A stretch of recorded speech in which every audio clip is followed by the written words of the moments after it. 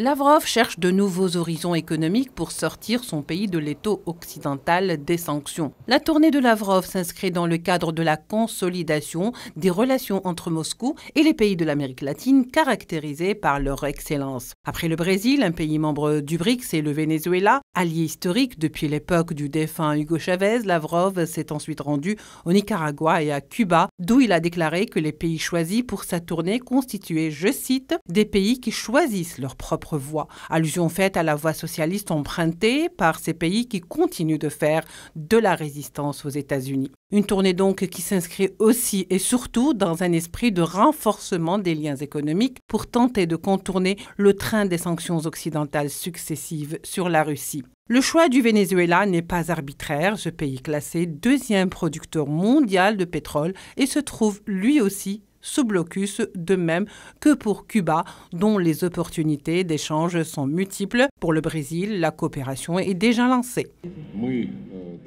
Nous nous sommes mis d'accord sur des mesures pratiques pour élargir la coopération en matière de commerce et d'investissement et les contacts entre les milieux d'affaires, bien sûr, en tenant compte des réalités actuelles. Nous avons de nombreux projets dans le domaine de la production pétrolière, du développement de gisements de gaz, de l'agriculture, de la médecine et des produits pharmaceutiques, des communications, l'espace et les nouvelles technologies.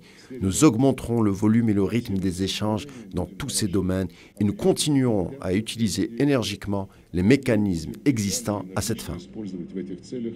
Le message est clair à l'encontre de l'Occident et Lavrov ne cache pas ses intentions de vouloir nouer et tisser de nouvelles opportunités économiques et de construire, dira-t-il, un monde multipolaire, appelant pour conclure à l'union contre ce qu'il a appelé le chantage occidental.